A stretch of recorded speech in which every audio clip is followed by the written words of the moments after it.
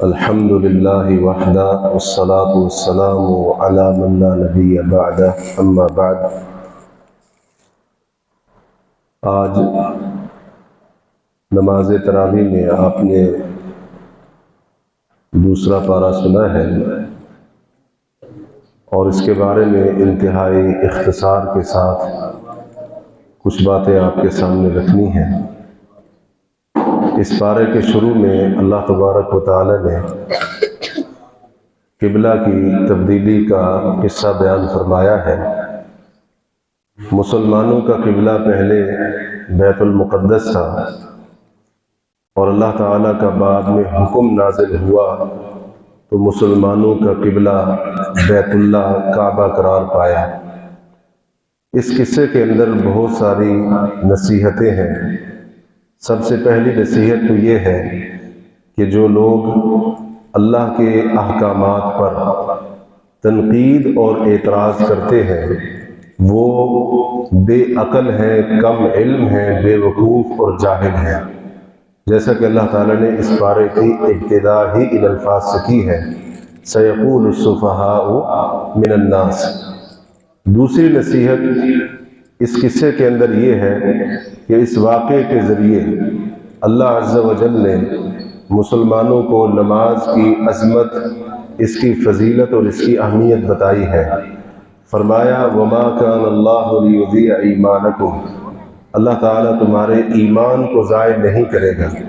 ایمان سے مراد یہاں پر نماز ہے۔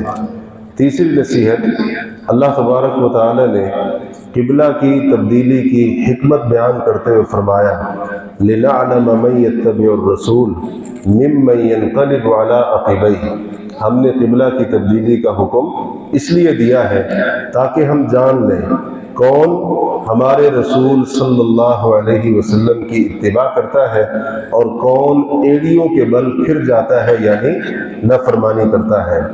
یہی وجہ ہے کہ جب قبلہ کی تبدیلی کا حکم نازل ہوتا ہے، مشرکین نے، یہودیوں نے، منافقین نے اپنے اپنے اعتراض پیش کیے، صحابہ کرام رضی اللہ عنہم نے رسول اللہ صلی اللہ علیہ وسلم کی اطاعت کا حق ادا فرمایا اور قباء کی بستی کے قریب ایک مسجد کے اندر انصار صحابہ کی ایک جماعت نماز پڑھ رہی ہے۔ رکوع کی حالت میں ان کو خبر ملی قبلہ تبدیل ہو چکا ہے، انہوں نے رکوع سے سر اٹھانا بھی گوارا نہیں کیا، رکوع کی حالت میں ہی اپنے چہروں کو بیت المقدس سے بیت اللہ کی طرف پھیر لیا۔ اس کے بعد اللہ تبارک و تعالی نے یہ بات ذکر فرمائی ہے، اس حقیقت کو واضح کیا ہے کہ تم میں سے ہر ایک کی آزمائش ہوگی، جانی طور پر، مالی طور پر، اولاد کے فوت ہونے کے ذریعے، کسی عزیز اور پیارے کی دنیا سے چلے جانے کے ذریعے، کبھی خوف کے ذریعے، کبھی بھوک کے ذریعے، مختلف یہ آزمائش کی شکلیں ہیں جن کا تمہیں سامنا کرنا پڑے گا۔ صبر کرنے والوں کے لیے بشارت خوشخبری کا ذکر کرتے ہوئے یہاں پر اللہ کی مدد کے دو ذریعے اور طریقے ذکر کیے گئے ہیں۔ یا ایھا الذین آمنوا استعینوا بالصبر والصلاۃ ان اللہ مع الصابرین، اے ایمان والو صبر کے ذریعے اور نماز کے ذریعے اللہ کی مدد حاصل کرو، یقیناً اللہ تبارک و تعالی صبر کرنے والوں کے ساتھ ہے۔ اس کے بعد اللہ تبارک و تعالی نے اپنی توحید کو واضح کرتے ہوئے فرمایا وَإِلَٰهُكُمْ إِلَٰهٌ وَاحِدٌ لَا إِلَٰهَ إِلَّا هُوَ الرَّحْمَٰنُ الرَّحِيمُ، تمہارا معبود ایک ہی معبود ہے، وہ رحمان ہے، رحیم ہے، اس کے سوا کوئی سچا معبود نہیں ہے۔ ساتھ ہی اللہ نے اپنی توحید کے دلائل پیش کیے، زمین و آسمان کی تخلیق، ہواؤں بادلوں کا نظام، کشتیوں کا نظام وغیرہ، ان میں سے ہر ایک اللہ کی توحید کی ایک واضح اور مضبوط دلیل ہے۔ اللہ تبارک و تعالیٰ نے یہاں پر شرک کی ایک قسم ذکر کی ہے اور یہ شرک، اس کو شرک خفی کہا جاتا ہے۔ شرک خفی یعنی چھپا ہوا شرک، مخفی شرک، اس کے اندر لوگ مبتلا ہو جاتے ہیں لیکن ان کو پتہ بھی نہیں چلتا ہے کہ ہم شرک جیسے عظیم گناہ کے اندر مبتلا ہو چکے ہیں، اور اس کو کہا جاتا ہے شرک فی المحبہ، اللہ کی محبت کے اندر کسی مخلوق کو اس کا شریک بنا دینا، یہ ہے شرک فی المحبہ۔ اللہ تعالیٰ نے فرمایا وَمِنَ النَّاسِ مَن يَتَّخِذُ مِن دُونِ اللَّهِ أَندَادًا يُحِبُّونَهُمْ كَحُبِّ اللَّهِ، لوگوں میں سے کچھ ایسے ہیں جو اللہ کے سوا کچھ شریک بنا لیتے ہیں، ان سے ویسی محبت کرتے ہیں جیسی اللہ کے ساتھ محبت ہونی چاہیے۔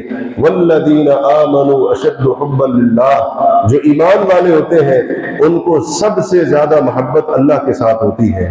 یاد رکھیے، جس طرح کی محبت، جیسی محبت خالق کائنات کے ساتھ ہونی چاہیے، اگر اس طرح کی محبت اور اس قسم کی محبت کا انداز ہم نے مخلوق کے ساتھ اپنایا تو ہم نے خالق کی محبت میں مخلوق کو شریک بنا دیا ہے۔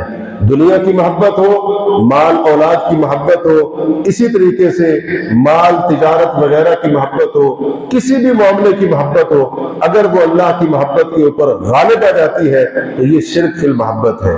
اگر ہم غور کریں تو ہم میں سے اکثر یا تقریباً ہم سارے کے سارے شرک کی اس خفیہ قسم کے اندر کسی نہ کسی طریقے سے ضرور مبتلا ہے۔ اگر کسی اور طریقے سے نہ ہو تو کم از کم ہم لوگ اپنی خواہشات کو اللہ کی محبت کے اوپر کہیں نہ کہیں جا کر ضرور غالب کر بیٹھتے ہیں، اور یہ بھی اسی زمرے کے اندر داخل اور شامل ہے۔ اس کے بعد اللہ تعالیٰ نے یہ جو آیت ہے لیس البر ان تولوا وجوہکم قبل المشرق والمغرب، اس کو کہا جاتا ہے آیت بر، بڑی جامع آیت ہے۔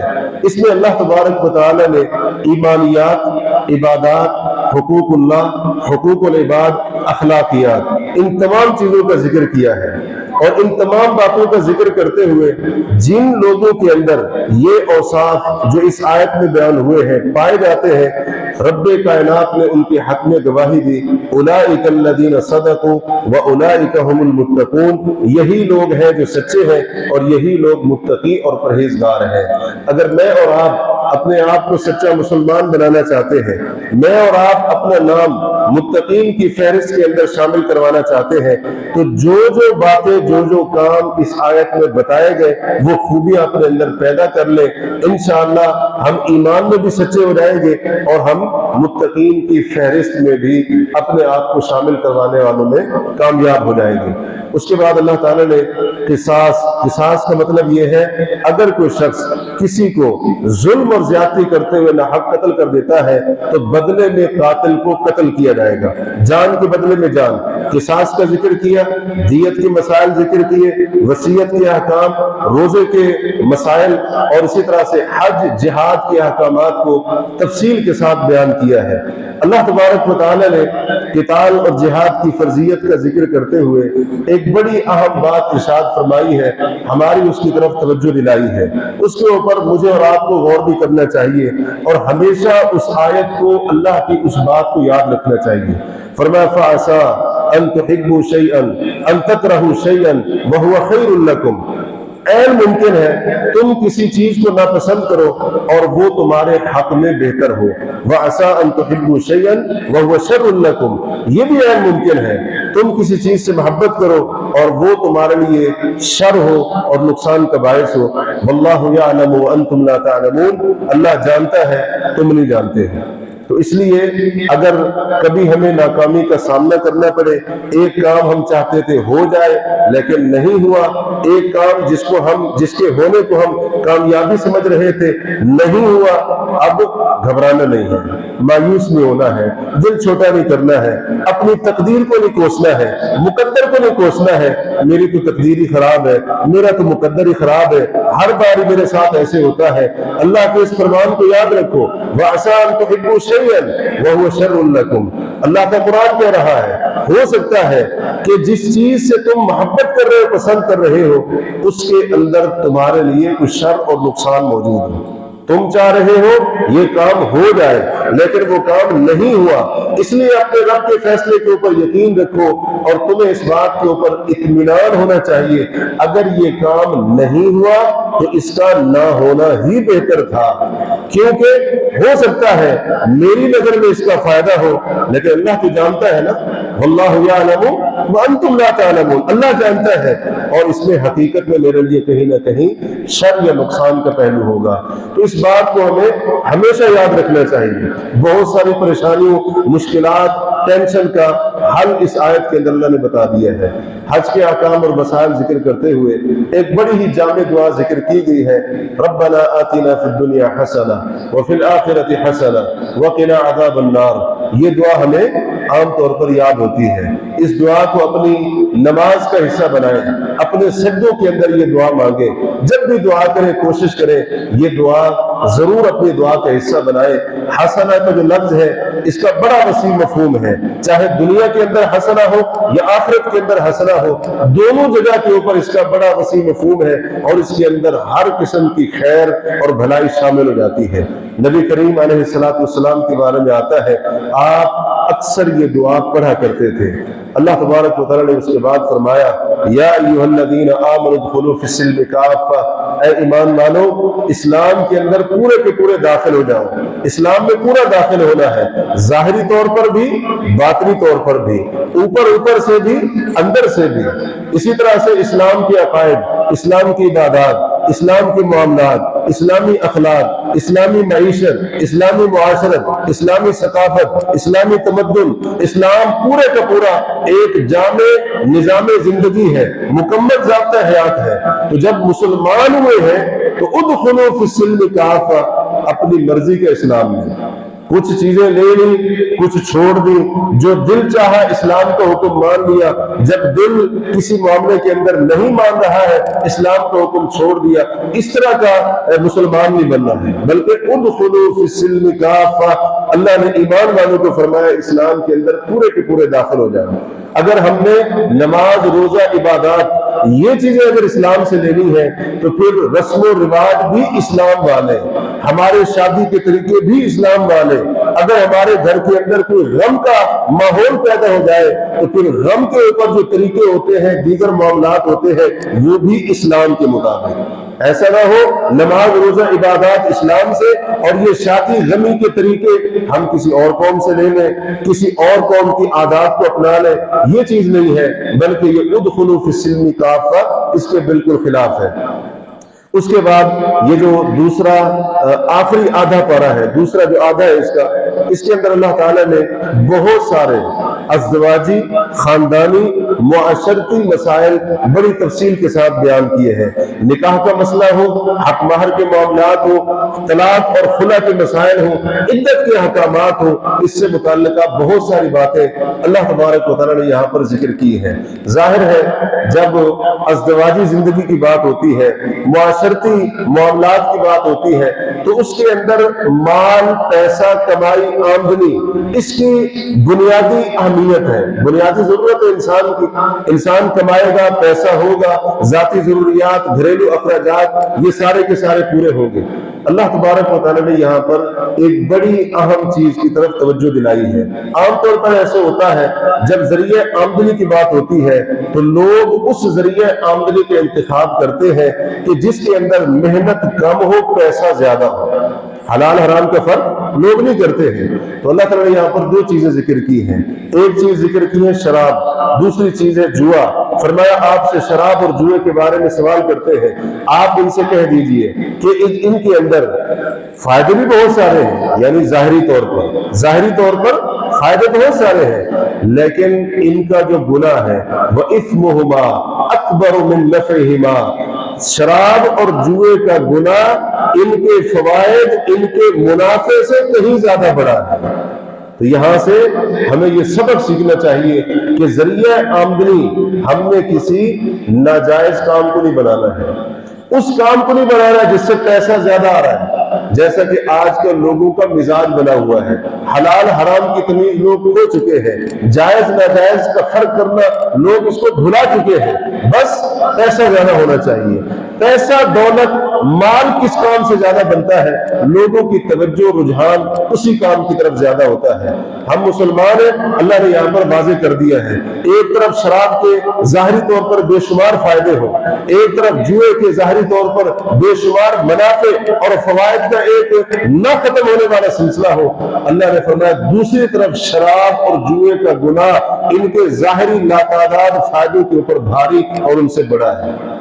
تو ہم نے گناہ کا کام نہیں کرنا ہے، پیسہ کمانے کے لیے، مال اکٹھا کرنے کے لیے ہم نے کوئی نافرمانی والا کام نہیں کرنا ہے، گناہ کا راستہ طریقہ اختیار نہیں کرنا ہے، حلال طریقہ اختیار کرنا ہے، حلال ذریعے آمدنی اختیار کرنا ہے۔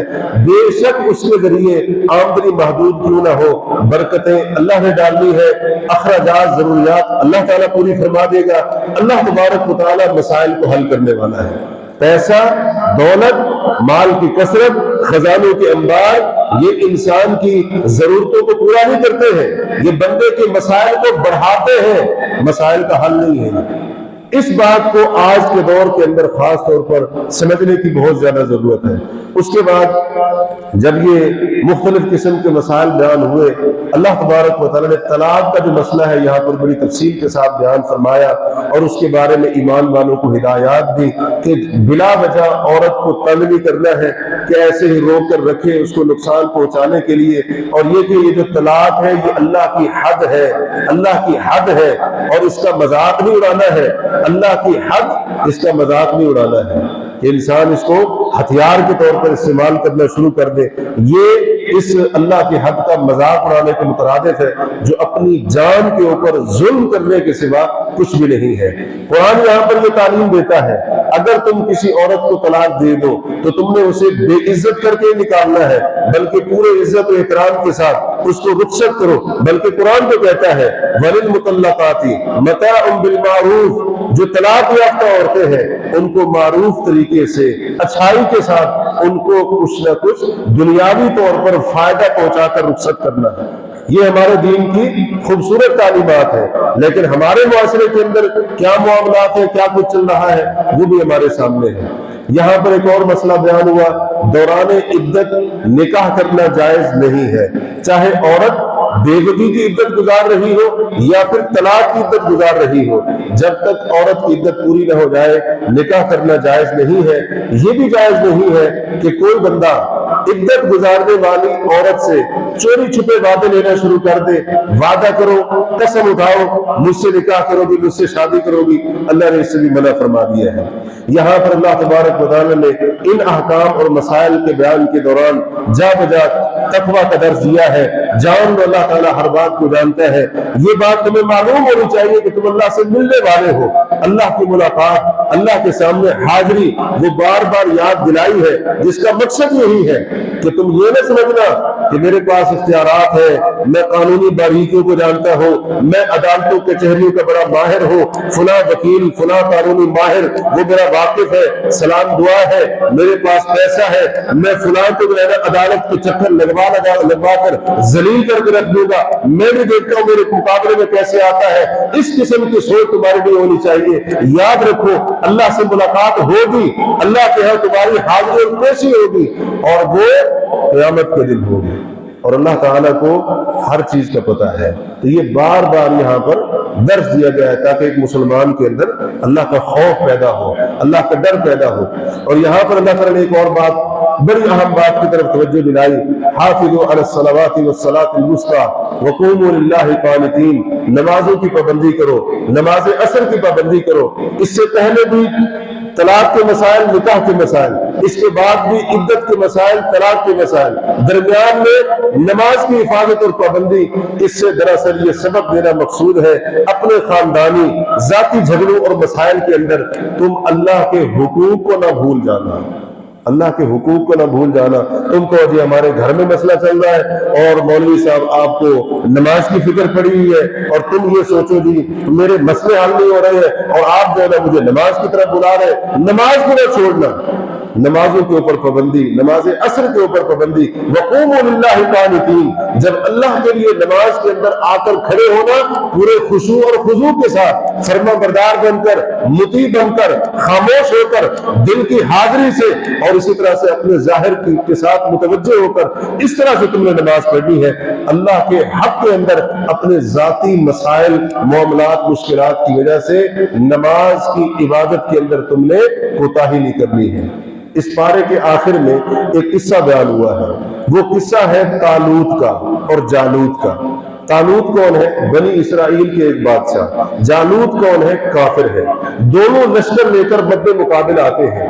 جب طالوت اپنے لشکر کو لے کر جالوت کے مقابلے کے لیے جا رہے تھے، راستے میں ایک نہر آتی ہے۔ اللہ کی طرف سے حکم آتا ہے کہ اس نہر میں سے اے طالوت، آپ کے لشکر کے جو لوگ ہیں، آپ کے لشکر کے جو فوجی ہیں، وہ صرف چلو بھر کر پانی پی سکتے ہیں، کوئی بھی پیٹ بھر کے پانی نہیں پیے گا۔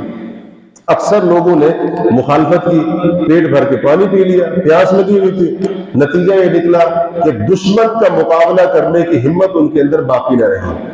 اب اس کے اندر ہمارے لیے بہت ساری نصیحتیں، جن میں سے ایک بڑی عام نصیحت یہ ہے کہ بعض اوقات ایسا ہوتا ہے کہ ہمیں کسی چیز کی اشد ضرورت ہوتی ہے، بہت زیادہ ضرورت ہوتی ہے، لیکن وہ چیز ہمیں حلال اور جائز طریقے سے نہیں مل رہی ہوتی، وہ ہمیں حرام اور ناجائز طریقے سے مل رہی ہوتی ہے۔